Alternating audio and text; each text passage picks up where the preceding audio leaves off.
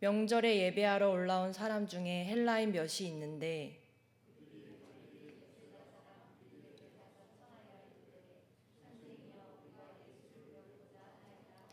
빌립이 안드레에게 가서 말하고 안드레와 빌립이 예수께 가서 여쭈니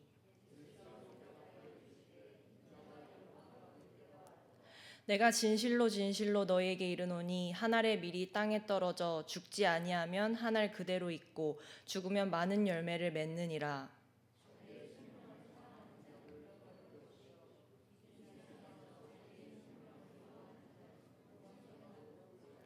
사람이 나를 섬기려면 나를 따르라. 나 있는 곳에 나를 섬기는 자도 거기 있으리니 사람이 나를 섬기면 내 아버지께서 그를 귀히 여기시리라.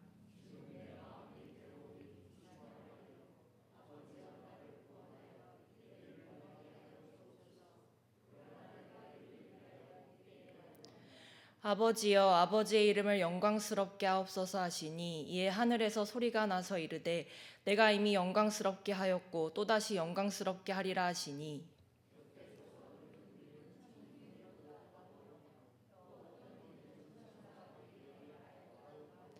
예수께서 대답하여 이르시되 이 소리가 난 것은 나를 위한 것이 아니요 너희를 위한 것이니라.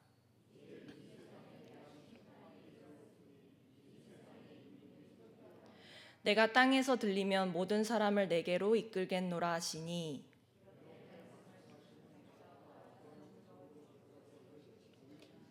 이에 무리가 대답하되 우리는 율법에서 그리스도가 영원히 계신다함을 들었거늘 너는 어찌하여 인자가 들려야 하리라 하느냐. 이 인자는 누구냐.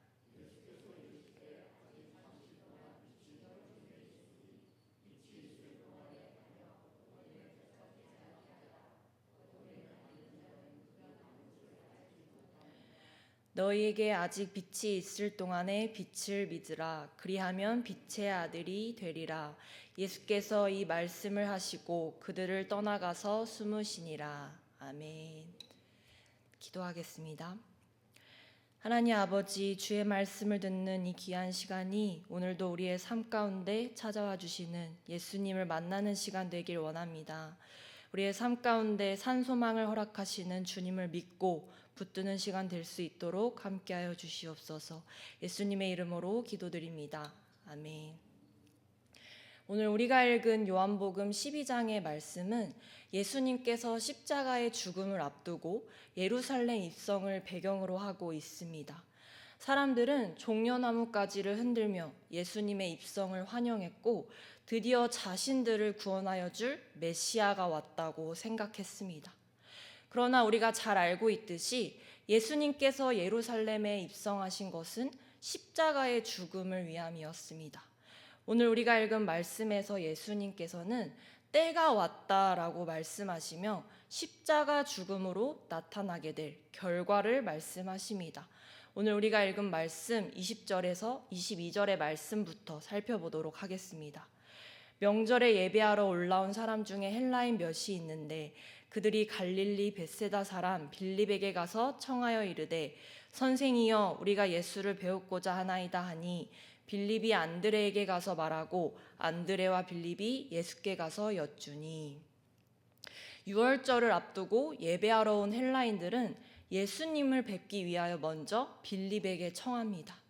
헬라인은 이때 당시 유대인의 관점에서 이방인이었지만 헬라인들은 예수님을 뵙고 싶어 예수님의 제자였던 빌립에게 먼저 청한 것으로 보입니다.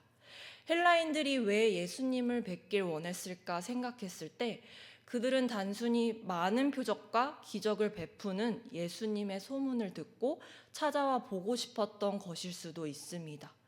그런데 여기서 예수님을 뵙기 위해 이들이 직접 찾아온 것은 단순히 예수님을 멀찍이서 지켜보는 것에서 더 나아가 무언가를 알고 싶고 묻고 싶고 예수님께 듣고 싶은 기회가 이들에게 필요했던 것 같습니다.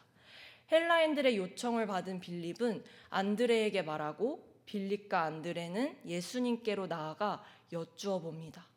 그런데 23절부터 기록된 것은 예수님께서 헬라인들의 요청을 받아 대화를 나누는 것이 아니라 예수님의 대답부터 곧바로 나옵니다. 23절을 함께 읽어보도록 하겠습니다. 예수께서 대답하여 이르시되 인자가 영광을 얻을 때가 왔도다. 예수님께서는 갑자기 인자가 영광을 얻을 때가 왔다라고 말씀하십니다.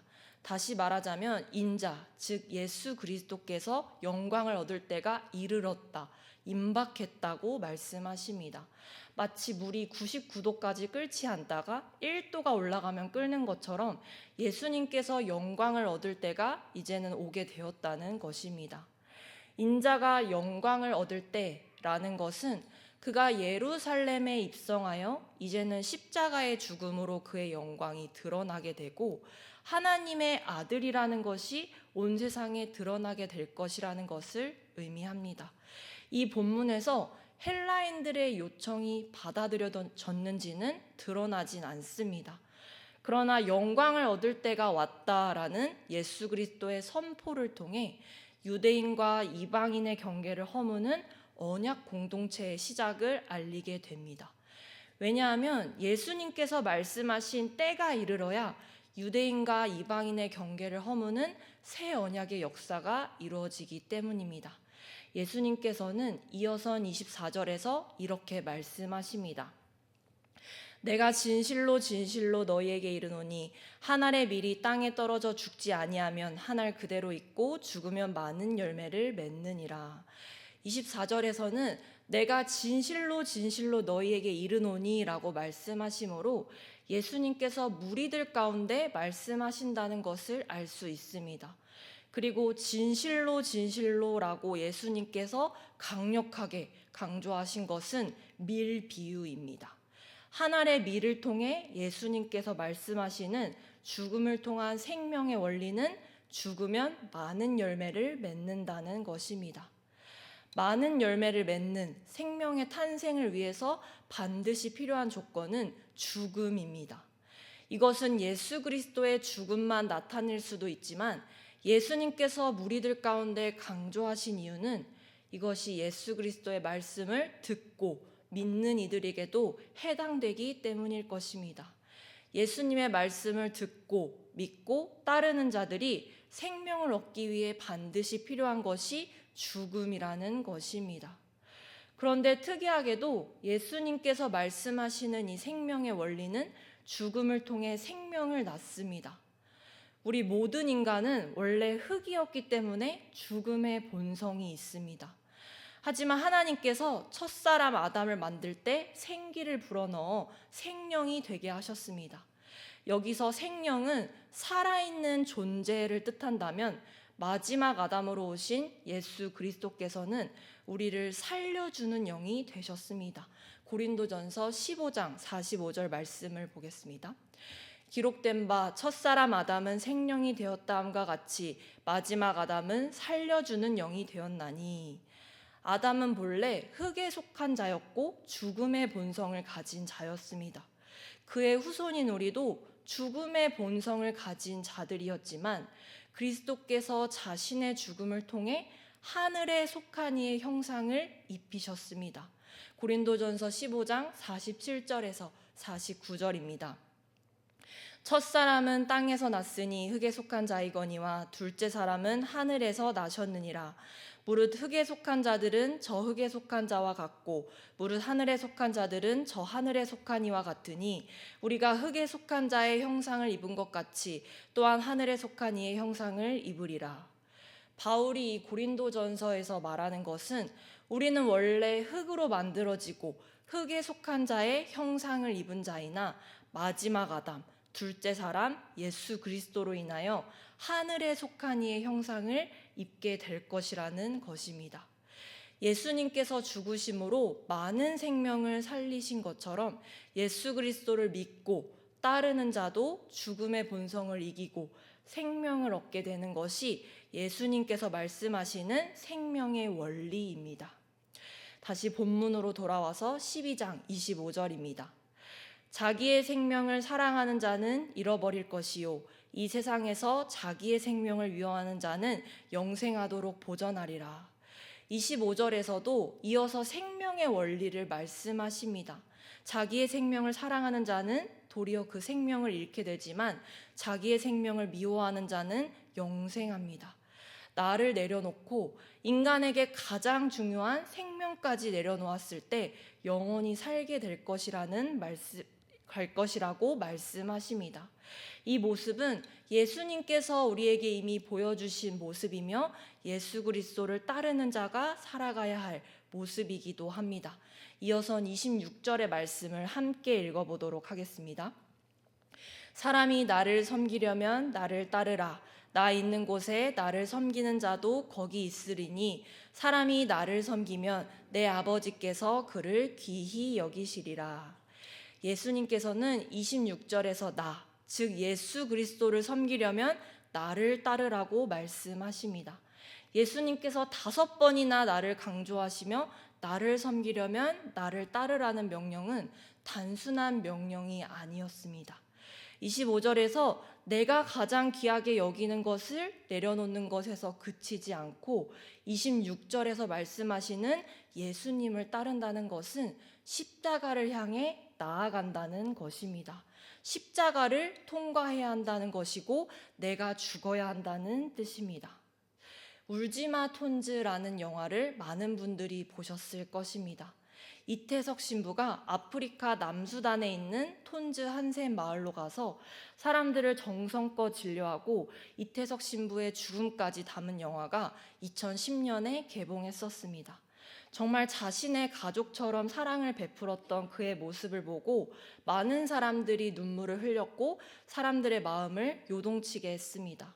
그리고 10년 후에 2020년에 이태석 신부가 톤즈에 뿌린 사랑의 씨앗이 어떻게 열매를 맺었는지를 담은 부활이라는 영화가 개봉했습니다. 그 영화를 보면 100여 명이 넘는 아이들이 의대를 가기 위해 공부하고 이태석 신부의 제자들 중에서 57명이 의대생이 되었습니다. 어느 나라든지 의대생은 정말 공부를 잘해야 갈 수 있는 곳인데 특히나 남수단에서 돈도 없고 정말 열악한 환경에서 의대생이 되기 위해 또는 의대생이 되어 공부한다는 것은 엄청난 열정일 것입니다. 영화에서 이들이 공부하는 이유가 무엇인지 물었을 때 이태석 신부님처럼 좋은 삶을 살고 싶다라는 것을 들은 저는 저게 바로 열매구나라는 생각이 들었습니다. 영화에서는 남수단 출신의 의대생들이 다시 자신들의 고향인 톤즈 한센 마을로 가서 의료봉사를 가는 것을 보여줍니다. 그들은 환자들을 진료할 때 가장 먼저 어디가 아프냐고 묻는 것이 아니라 웃으면서 악수부터 하는 모습을 보고 감독이 왜 그러는 거냐고 묻습니다. 그러자 그들은 이게 이태석 신부의 진료법이다라고 말합니다. 환자들은 이태석 신부가 다시 살아난 것 같다고 말하며 영화에서는 이것이 부활이다라고 말합니다. 그 모습을 보며 이태석 신부가 삶으로 보여준 모습과 희생이 저렇게 열매를 맺었구나라는 생각이 들었습니다. 그런데 울지마 톤즈라는 영화를 개봉하고 감독은 카톨릭 단체로부터 오히려 소송을 당했다고 합니다. 그들의 주장은 왜 이태석 신부의 삶을 일반화하고 돈벌이로 이용하느냐라는 주장이었습니다. 하지만 감독이 말하기를 신부님처럼 살지 않으면 사람들이 믿지 않는다는 것입니다. 오늘날 우리 말씀에서도 예수님께서는 나를 섬기려면 나를 따르라고 말씀하십니다. 예수님이 있는 곳에 예수님을 섬기는 자도 있다고 하십니다. 그리고 예수 그리스도를 섬기는 자를 하나님 아버지께서 귀히 여기신다고 하십니다. 오늘날 예수 그리스도를 따르는 우리의 모습을 비추어 보게 됩니다. 우리가 예수 그리스도처럼 살지 않으면 세상 사람들은 믿지 않습니다. 우리 안에 계신 예수님이 보이지 않으면 세상 사람들과 우리가 다름이 없다면 사람들은 말씀을 믿지 않습니다. 우리가 이 땅에서 어떻게 살아가야 하는지 이미 우리에게 말씀해 주셨습니다. 그러나 당시 예수님의 말을 듣는 이들은 도대체 무슨 말씀을 하시는 건지 알아듣지 못했습니다. 본문 27절과 28절입니다. 지금 내 마음이 괴로우니 무슨 말을 하리요. 아버지여 나를 구원하여 이때를 면하게 하여 주옵소서. 그러나 내가 이를 위하여 이때에 왔나이다. 아버지여 아버지의 이름을 영광스럽게 하옵소서 하시니 이에 하늘에서 소리가 나서 이르되 내가 이미 영광스럽게 하였고 또다시 영광스럽게 하리라 하시니. 예수님께서 다시 한번 때가 왔다라고 말씀하십니다. 그러곤 괴로워하시며 때를 면하게 해달라고 말씀하시지만 그러나 자신은 이 때를 위하여 왔다라고 하십니다. 십자가의 길을 간다는 것은 예수님께서도 쉽지 않은 길이었습니다. 그러나 그 길을 가기 위하여 이 땅에 오신 주님께서는 때가 왔다고 말씀하신 후에 아버지여 아버지의 이름을 영광스럽게 하옵소서라고 기도합니다. 이것은 십자가의 죽음을 앞두고 아버지께 영광 돌리길 원하는 결단의 기도였습니다. 그리고 이 기도는 자신을 이 땅에 보내신 이의 뜻대로 나아가 순종함으로 영광 돌리길 원하는 기도였습니다. 예수님의 기도에 하늘에서는 그리스도를 영광스럽게 할 것이라는 응답의 소리가 들렸고 이 소리가 예수님 곁에 있는 모든 사람들에게도 들렸던 것 같습니다. 그러나 29절에 기록된 것처럼 소리를 들은 무리들은 전혀 소리를 알아듣지 못합니다. 그래서 천둥이 친 것 같다고 말하고 천사가 말한 것 같다고 하자 예수님께서 대답하십니다. 30절에서 32절입니다. 예수께서 대답하여 이르시되 이 소리가 난 것은 나를 위한 것이 아니요 너희를 위한 것이니라. 예수님께서는 이 소리가 나를 위한 것이 아니라 여기에 있는 너희를 위한 것이라고 하십니다. 그리고 31절과 32절에서 앞으로 나타나게 될 일에 대해서 말씀하십니다. 이제 이 세상에 대한 심판이 이르렀으니 이 세상의 임금이 쫓겨나리라. 내가 땅에서 들리면 모든 사람을 내게로 이끌겠노라 하시니 예수님께서 앞서서 때가 왔다라고 말씀하신 것처럼 무리를 향하여 심판이 이르렀다라고 말씀하십니다. 최후의 그 심판대로 인하여 세상의 임금이 쫓겨날 것이고 진정한 왕이신 그리스도께서 땅에서 들렸을 때 모든 사람을 내게로 이끌겠다고 하십니다. 그러나 사람들은 여전히 알아듣지 못합니다. 인자가 도대체 누구인지, 누가 도대체 들린다는 것인지 혼란스러워하자 예수님께서 말씀하십니다. 35절과 36절의 말씀을 함께 읽어보겠습니다. 예수께서 이르시되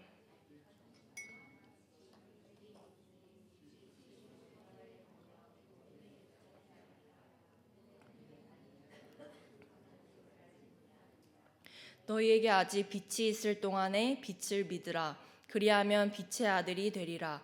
예수께서 이 말씀을 하시고 그들을 떠나가서 숨으시니라. 인자가 누구인지 누가 들린다는 것인지 알아듣지 못하는 무리들을 향하여 잠시 동안 빛이 너희 중에 있다라고 말씀하십니다. 예수님을 앞에 두고 알아듣지 못하는 이들을 향하여 마치 내가 너희 가운데 있잖아 라고 말씀하시는 것 같습니다. 그러므로 빛이 있을 동안에는 어둠에 붙잡히는 것이 아니라 빛으로 다니고 빛을 믿고 빛의 아들이 되라고 말씀하십니다. 여기에서 말씀하시는 빛은 어둠과 대조됩니다. 빛은 악함과 어둠을 비추고 드러내며 밝혀냅니다.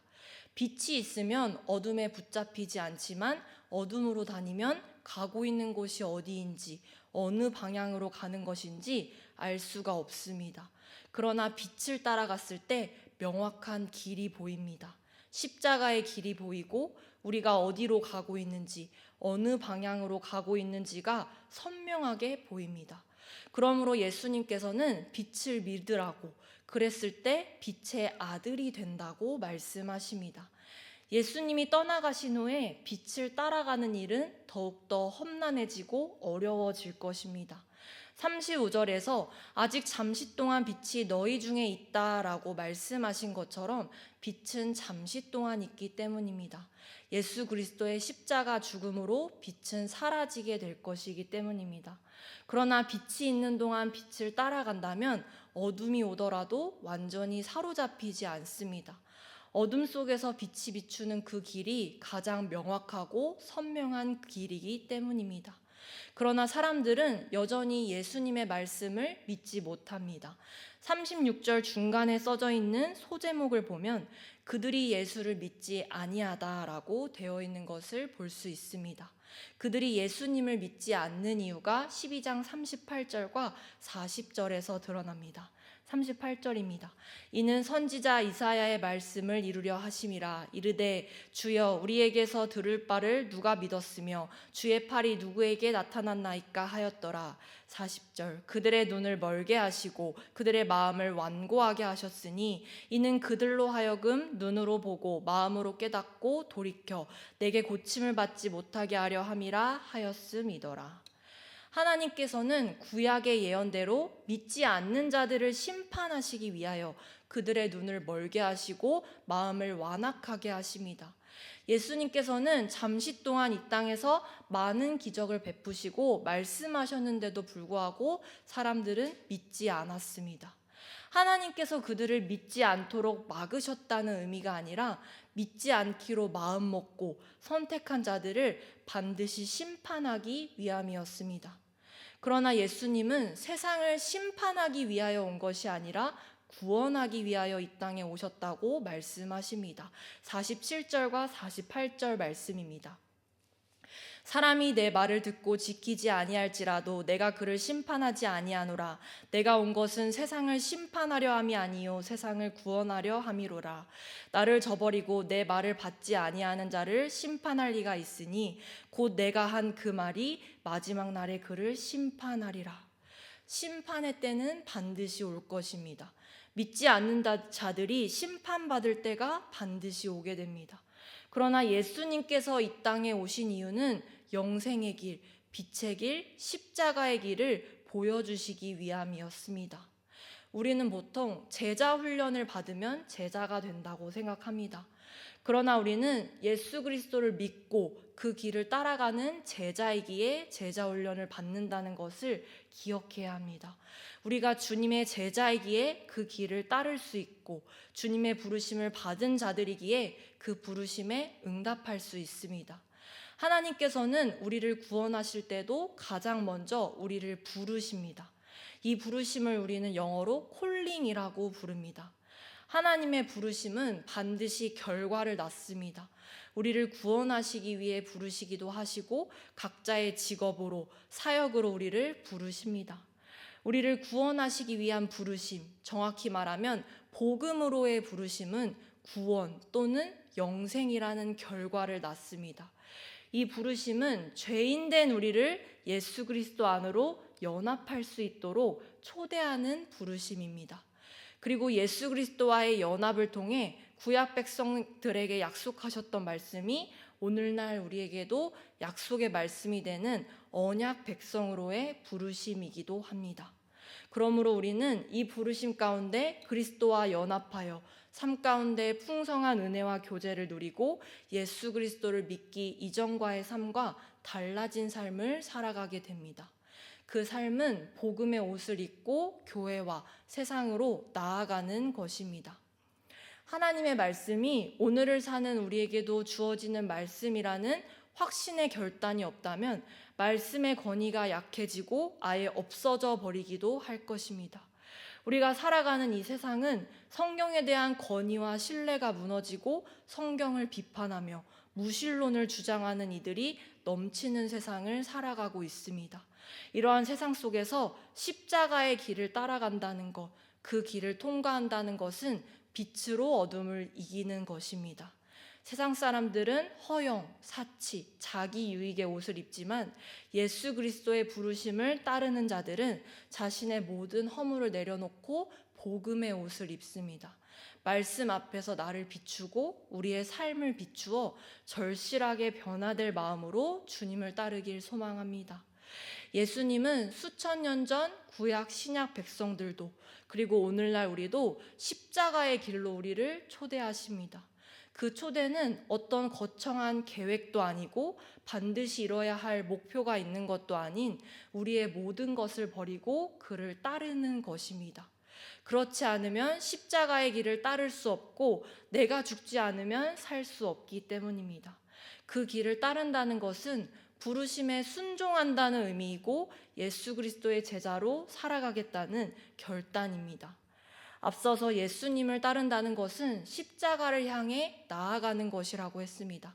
십자가를 통과한다는 것은 내가 죽어야 한다는 뜻이라고 했습니다. 독일의 나치 정권에서 믿음을 지켰던 보네퍼 목사님은 나를 따르라는 책에서 이렇게 말합니다. 십자가는 불행도 아니고 가혹한 운명도 아니다. 십자가는 우리가 오직 예수 그리스도께 매여 있어서 우리에게 찾아오는 고난이다. 십자가로 나아가는 그 길 가운데 나는 죽고 내 안에 계신 예수 그리스도만 보이는 삶을 살아내는 성도님들 되시길 소망합니다. 누가복음 14장 26절과 27절에서 예수님께서 이렇게 말씀하십니다. 무릇 내게 오는 자가 자기 부모와 처자와 형제와 자매와 더욱이 자기 목숨까지 미워하지 아니하면 능히 내 제자가 되지 못하고 누구든지 자기 십자가를 지고 나를 따르지 않는 자도 능히 내 제자가 되지 못하리라. 우리가 살아내는 삶이 모두 다 다르듯이 저마다의 고난과 십자가도 모두 다릅니다. 그러나 그 십자가는 우리를 향한 주님의 부르심이라는 사실을 잊지 않았으면 좋겠습니다. 우리가 홀로 그 길을 걸어갈 때 빛을 따라간다면 어둠에 붙잡히지 않을 것이고 빛의 아들이 된다고 주님께서 약속하셨습니다. 십자가의 길을 걸어가며 우리가 중요하게 생각하는 모든 것들, 우리의 생명까지도 주님께 내어드려야 하지만 그 자리에서 주님께서 반드시 열매 맺게 해주십니다. 우리에게 주어진 그 십자가는 십자가의 삶을 살아낼 때 알 수 있습니다. 오직 그리스도께만 매여서 하늘의 소망을 바라보며 주님의 부르심대로 제자된 삶을 살아내는 모든 온사랑교회 지체들 되시길 소망합니다. 기도하고 마치겠습니다. 하나님 아버지, 주님의 부르심에 순종하여 우리가 십자가의 길을 따라가길 원합니다. 우리를 위하여 죽음까지도 아끼지 않으신 그 그리스도의 모습을 우리가 닮아가게 하시고 그리스도께 매여 우리가 죽는 그 자리에서 열매 맺는 삶 살아가게 하여 주시옵소서. 예수님의 이름으로 기도드립니다. 아멘.